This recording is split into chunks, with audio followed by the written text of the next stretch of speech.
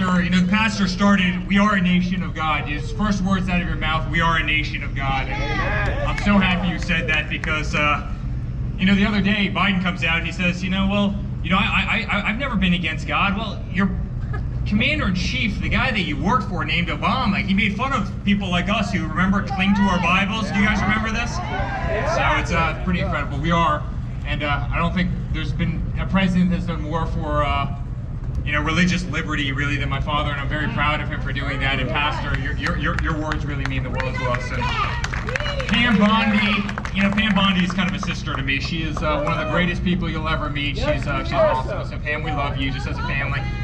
It's really nice when people are there with you in the fight every single day, and Pam's been with us in that fight every single day, and she's absolutely incredible. And the Lieutenant Governor, words don't describe it, but you and the Governor, you guys have been absolutely amazing. So thank you for the nice words. And Corey Lewandowski, we adopted this guy in 2015.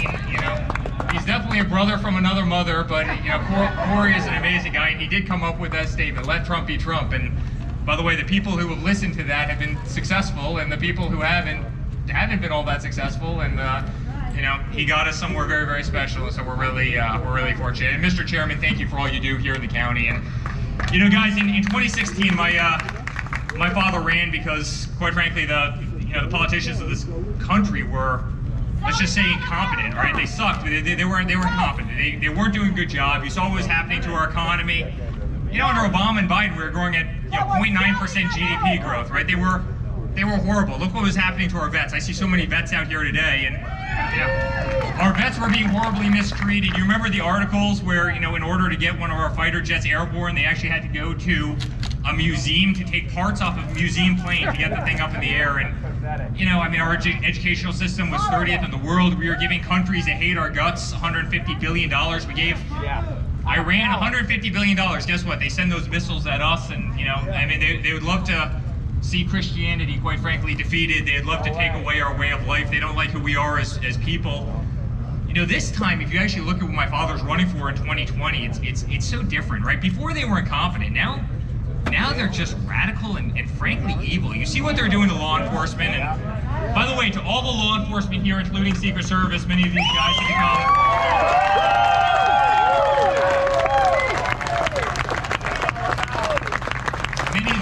they can never admit it, they become dear friends, and Secret Service, they're the greatest people out there, but our law enforcement officers, the sheriffs, they are the best people we have in this country. And the assault, when you see what they're doing in Portland, Seattle, they're shining lasers in cops' eyes and permanently blinding them. So they go home to their husband and wife, they no longer have vision, and guess what?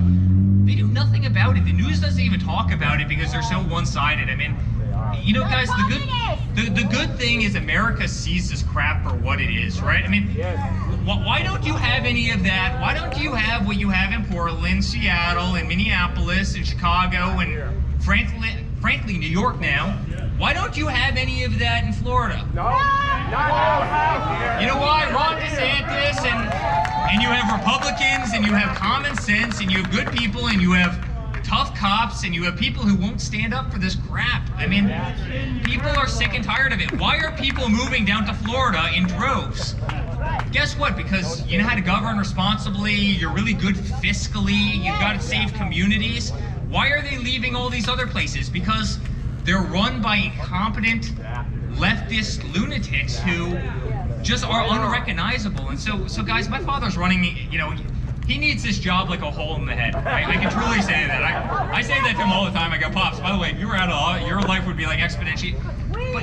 But guys, he's running because of not just incompetence. Incompetence was 2016. Now he's running because honestly, these people, these radical leftists would truly challenge who we are as a society. Forget about Christianity, forget about freedom of speech. You see, now you have Google and Facebook and Twitter. They're censoring the President of the United States. You know what that means? That means that me and you, we don't have a chance. Does that make sense? If they're willing to censor the most powerful person on earth, guess what? Everyone else doesn't stand a chance. He's fighting for all of us because, and all of you, and that's why you guys are fighting for him. But imagine Google censoring the President of the United States. Imagine, some kid in Silicon Valley is 22 years old being able to choose every single story that goes on the Apple feed, right? I mean, they really do have their fingers on the balance. So, they're perfectly fine attacking religion, organized religion. They're perfectly fine attacking our freedom of speech. They will take your guns, make no mistake about it. They absolutely will take your guns in this country, and we will not allow them to do that. They will take away law enforcement. They will take away the protection you have for your families. I mean, think about that. The same people who want to get rid of law enforcement and want to defund cops, right? They're the same people who want to take away your Second Amendment, right? They did a terrible job economically. They sent $150 billion to Iran, a country that hates our guts, but they won't invest in public schools and infrastructure. Here in the U.S., they spent trillions of dollars fighting wars that we shouldn't be in the first place, but they won't take care of our infrastructure and other things. I mean, guys, we really are on the right side of these issues, and they're gonna lie, and they're gonna cheat, and they're gonna deceive, and they're gonna put out fake polls the same way as they did in 2016. Let me give you a little thing about the polls, right? Read the backups to a poll. Every media outlet can read the backups to a poll. When you're oversampling Democrats by 12% and 14%, they're doing that purposely, right? And then they're using national polls, which a national poll, guys, doesn't matter. Guess what? Because you're not voting nationally, right? So if you oversample Democrats in California and New York by 12%, and then they come out, oh, the president is very far behind. Guys, they're doing it for one reason. They want to quell enthusiasm, and they also want to quell fundraising. But you know what the really good news about it is? No one buys it, because guess what? This is more people than Biden has had in front of him in the last 6 months, all right? And by the way, if I can quickly, I know it's hot, guys, but do you want to talk about Biden for a second? I mean, I'm not like the youngest guy in the world. I'm not the oldest guy in the world. I'm not the youngest guy in the world. The guy has been in government exponentially longer than I have been alive. I think Corey, you're close, right? You're close. So pretty much, Biden entered government when Corey was born. I mean, think about this proposition. Then he blames the problems of the world on my father, who's been there exactly 3 years. Isn't that kind of interesting? Right? He calls Arizona. This was a great one last week. He called Arizona a city. He goes, "It's wonderful to be with you, great people of Arizona. You have a beautiful city." I'm sitting there. You are the vice president of the United States. You don't know that Arizona is a state, not a city? Are you out of your? Is this real? I mean, 2 months ago he said he was running for United States Senate, right? I mean, I'm pretty sure he's running for commander-in-chief. I mean, the problem is the guy doesn't know what the hell he believes. He doesn't know what he's talking about anymore. He can't go out on stage. I mean, Jill Biden is spending more time in front of a camera than he is, right? And when she's going on Fox News to do interviews, but yet he won't take an interview with Chris Wallace, and then you see what my father goes through every day, where Jim Acosta and crazy CNN, they're ranting and raving at him all day long, and then this guy, I would like to pick my little local paper from Wilmington, my best friend who's going to ask me a question which I've already pre-rehearsed, and then he still gets it wrong. I mean, guys, it's incredible. It's incredible, and what I can tell you is the debates are going to be a bloodbath. He's not ready for them, and guys, I'm telling you, I understand this country very well now, and I've never seen better enthusiasm than what we have right now. And they always talk about the iceberg. They always say the iceberg has the little 10% up top, and then the other 90% is under the surface. As many vocal supporters as we have out there, and the fact that you guys are wearing those Make America Great hats, and the fact that you're out here right now proves that you are those vocal supporters.